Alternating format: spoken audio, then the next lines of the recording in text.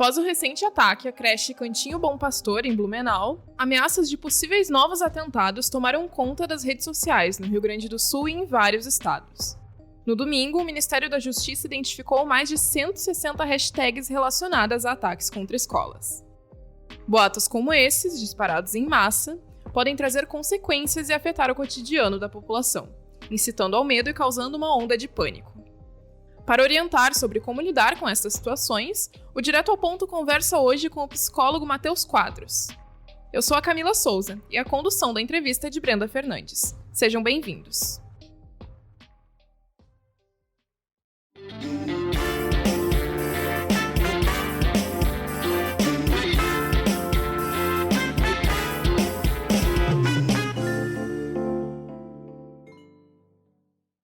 Olá, Matheus, tudo bom? Obrigada pela disponibilidade, seja muito bem-vindo ao podcast Direto ao Ponto. Eu que agradeço, Brenda, ao convite e espero que a gente consiga um assunto muito delicado e atual, mas que a gente traga os bons frutos muito necessários para esse momento. Certo. Matheus, a gente acompanhou nesses últimos dias o caso do ataque à creche lá em Blumenau, Santa Catarina, acompanhou a repercussão também, e após esse episódio aconteceram vários outros episódios de ameaças, de boatos a escolas de diversos estados, e todo esse conjunto de coisas não é um fato isolado, isso já vem acontecendo, já acontece há muito tempo, não só envolvendo escolas também, né, em outros ambientes. E eu queria que tu falasse um pouco de como episódios como esse, como tragédias e violências, né, ligadas ao nosso cotidiano, trazem consequências, né, para a vida das pessoas, e o fato de acontecer tanto episódios como esse lá em Blumenau deixa as pessoas um pouco vulneráveis também a boatos ou notícias falsas e tendenciosas. A gente, acho que, na verdade, uma complexidade bastante grande, né? A gente vem desde que a tecnologia ela nos ajuda na comunicação e as pessoas entenderam o tamanho da influência digital na vida das pessoas e o quanto isso pode repercutir. E aí, claro, a gente vem de questões políticas ou de outros envolvimentos que engajam das fake news ou de notícias que têm uma relevância muito grande e o quanto isso mexe com as pessoas, isso gera muito engajamento. Aquilo que nos assusta, aquilo que nos coloca em perigo, merece muito atenção até por uma questão da espécie. A gente precisa ter atenção ao perigo para que a gente consiga sobreviver. Eu acho que isso colocou em alerta a nossa vida, a vida dos nossos familiares, e principalmente quando a gente fala de uma barbárie gigantesca, que é o assassinato, uma machadinha de crianças indefesas, né? Então, isso coloca em voga que a gente parece que não consegue se proteger de forma alguma. E quando a gente se coloca nessa situação vulnerável, a gente vai buscar o maior número de respostas, ou de conduções, ou de segurança. A gente quer uma segurança. E quando a gente busca essas informações, hoje nas redes, se a gente não buscar isso de forma segura, a gente vai talvez encontrar informações que elas vão de encontro, ou seja, elas vão confrontar o que talvez fosse uma melhor saída para esse momento, que é um momento de muita dor, e que principalmente nesse momento a gente precisa também ter muita calma para tomar as boas decisões.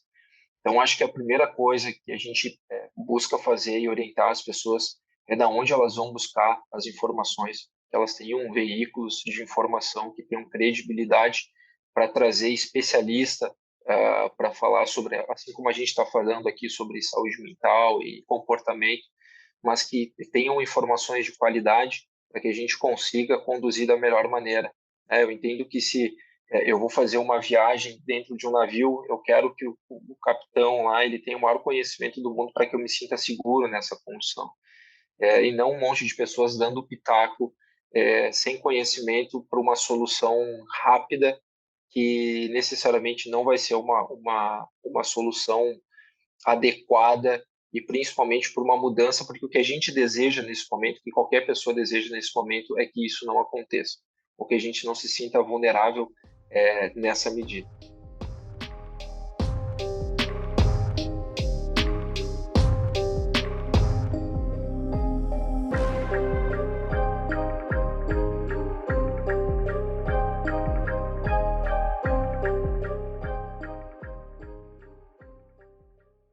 As informações, bom, como tu colocou, né, as redes sociais, elas potencializam que essas informações que sejam falsas, boatos também, circulem muito rápido, né? E chega a maior número de pessoas, chegando até em crianças, né? E eu queria que tu falasse um pouco disso também, de como os adultos, né, o papel dos adultos de conversar, ou de ter um acompanhamento assim de como as crianças consomem esse tipo de boatos também, informações falsas, tendenciosas, de como é também o efeito, né, desses casos em crianças. É que, na verdade, essas não só nas crianças, mas eu acho que aí a gente pode até aumentar um pouco mais para os pré-adolescentes, para os adolescentes, né? É muito difícil. A gente tem alguns controles hoje das redes sociais, né, ou de consumo do YouTube, enfim, né, YouTube Kids, que tu consegue que várias notícias não repercutam. Mas tu sabe que eu acho que isso vem de uma questão dupla, sabe? De primeiro, como é que a nosso serviço público como é que esse serviço de inteligência de tecnologia das grandes redes eles vão se posicionar em relação a isso. A gente sabe que Twitter, que Instagram, eles vêm uma crescente muito forte para combater as fake news, sabe? Mas eu acho que principalmente com as crianças, com os pré-adolescentes, o maior segredo é que a gente consiga escutá-los. O que me preocupa às vezes é que a gente dê 10 passos na frente e tente conduzir eles sem saber o que eles estão sentindo, quais são as dúvidas que eles estão tendo, que os pais não se sintam responsáveis em dar conta do medo ou de tudo que possa envolver essa raiva, medo, todas essas emoções que podem aflorar nesse momento, que a gente saiba que existem profissionais justamente para isso, né? Eu sei que lá em Santa Catarina foi disponibilizado, foi buscado um serviço de saúde mental, porque esse é um tipo de situação que não muda em uma semana. Isso vai ter feridas, isso vai ter sintomas a longo prazo. A gente não sabe como essas crianças elas vão manifestar isso. Então, eu acho que mais do que nunca é que os pais consigam ter um canal aberto de conversa, mas também de observação dos filhos. Também, eu acho que a gente não pode deixar, Brenda, de também notar os pais, como é que eles ficam nessa condição.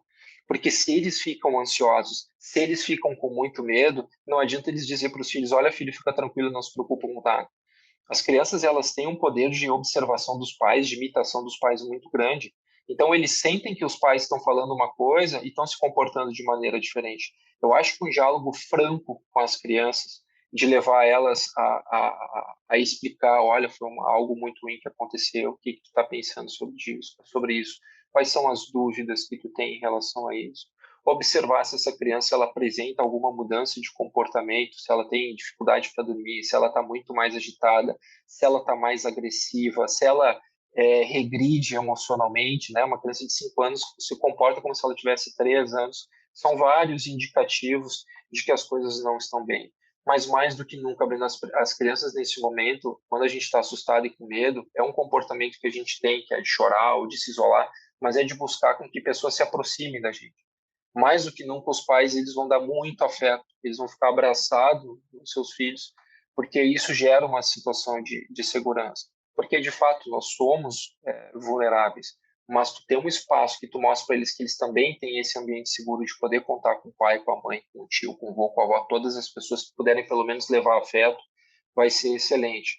Agora, as conduções frente às redes sociais, eu acho que isso é o nosso grande desafio, porque cada vez mais as crianças são ocupadas com os celulares em mãos, com notícias que a gente não consegue controlar, então os pais precisam estar muito próximos. Tu quer oferecer um celular como um passatempo para o teu filho, entenda bem todas as redes que ele já conhece. As crianças elas aprendem muito rápido, e principalmente essas que já são nativos digitais.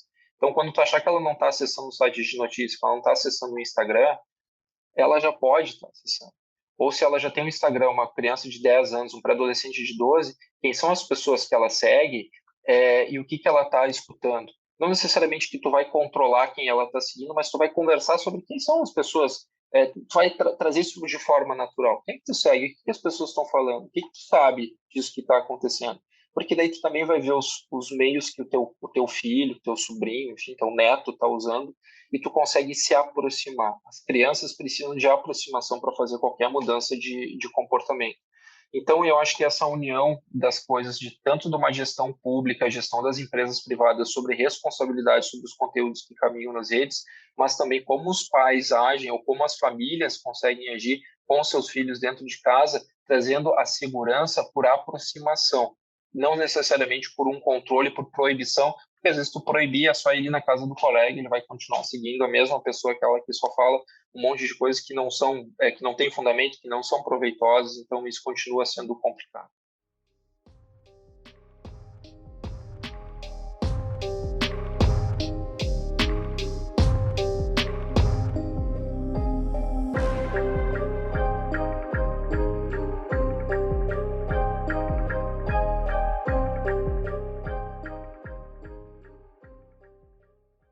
Matheus, eu queria retomar um ponto que a gente falou lá no início, da questão de, até pegando o gancho das escolas, né? Frente a essas várias ameaças que a gente acompanhou, que acabam vazando fotos, associando que vão ter invasões e tal, os pais eles ficam muito preocupados pela questão do medo mesmo, e acabam até não levando os filhos para a escola, enfim, tendo uma segurança, deixando os filhos em maior segurança. Pegando esse caso e até coisas mais graves, assim, de que modo também esse medo, por conta de episódios que já aconteceram, podem trazer consequências até na vida social e pessoal da pessoa. Ele pode chegar a esse ponto, assim, e como que poderia, quais são os sinais de tentar identificar isso? Bom, na verdade, assim, cada experiência, qualquer situação, ela pode desencadear para cada pessoa de forma diferente. Tem crianças que assistem filme de terror sem problema nenhum, tem crianças que não conseguem abrir o olho.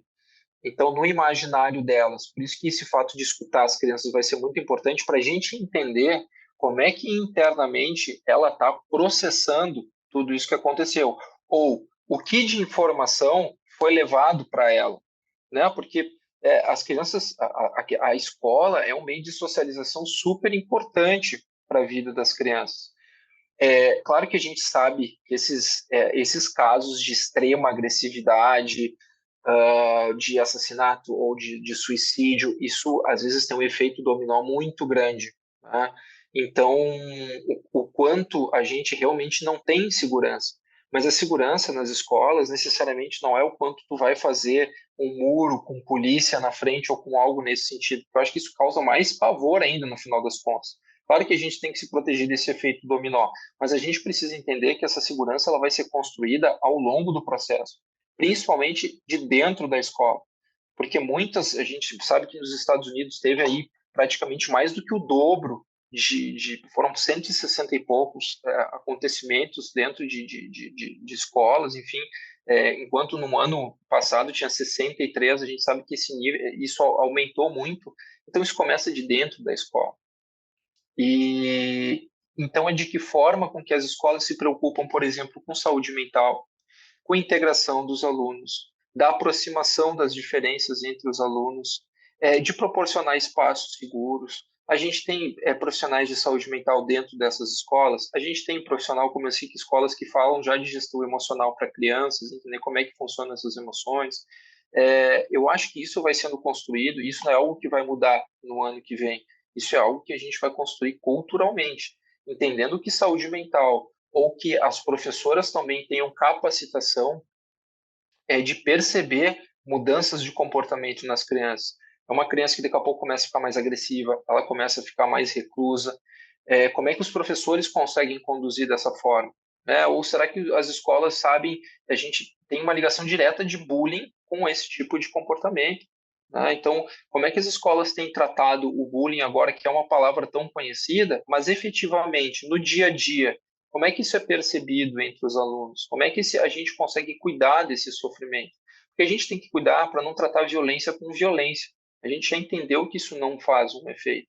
Não é punição, não é tu trancar uma criança dentro de casa, necessariamente que tu vai trazer segurança, cada vez mais ela fica insegura em relação às coisas. Então, talvez é o momento da gente dar um passo para trás e olhar, bom, peraí, o que está acontecendo? Eu acho que a gente consegue entender perfeitamente os pais segurarem um pouco as crianças, entenderem primeiro como é que está a nossa questão pública, como é que está o gerenciamento desse fato. Eu sinto que a cidade tem uma segurança em relação a isso, eu sinto que existe um movimento para a gente, pelo menos nesse primeiro tempo, conseguir olhar para isso, só que isso é feito em camadas. Agora a gente vai entender como é que as autoridades estão se portando, como é que está o espaço de saúde mental disponibilizado para as crianças, para os adolescentes nos espaços. Depois a gente vai construir um projeto de educação, de colocar integração, a gente cuidar qual é o posicionamento dos nossos políticos frente a discursos de ódio, discurso de violência, discurso de intolerância à diferença. Tudo isso vai fazer diferença porque culturalmente isso também é reforçado nos pais. Então, às vezes a gente quer cuidar tanto das crianças, mas o quanto a gente cuida do comportamento dos pais, né? Deste assassino de tantos outros. Qual era o comportamento dos pais frente a essas crianças? Então, a gente não cuida somente das crianças, a gente também cuida dos pais. Então, esse momento é de observar muito, muito, muito a si e também as crianças, comportamentos tanto emocionais, assim, de chorar mais, de expressar mais irritabilidade, mas também observar sintomas físicos. Uma criança que começa a ter mais dor de barriga, começa a sentir mais dor no corpo, começa a ter dor de cabeça, talvez também é um indicativo de que alguma coisa ela não está conseguindo elaborar, ela não está conseguindo lidar nesse momento. Então, é um olhar amplo para essa criança, tanto das questões físicas quanto das questões emocionais. Certo, Matheus, muito obrigada pela entrevista, pelos esclarecimentos. Eu que te agradeço, Brenda. Acho muito importante cada vez mais que a gente tenha espaço para falar sobre saúde mental, sobre segurança emocional, e isso é um trabalho que a gente faz em conjunto na sociedade, tanto das pessoas que trabalham com saúde mental, mas com a própria mídia. E essa nossa união ela tem que ser cada vez mais fortalecida para que a gente tenha bons frutos aí no nosso país. Obrigada.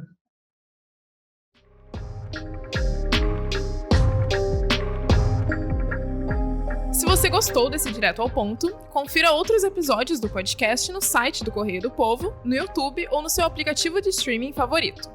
Esse episódio teve produção e apresentação de Brenda Fernandes e Camila Souza, e a edição foi de Aleph Alencar. Obrigada por ter nos acompanhado e até a próxima!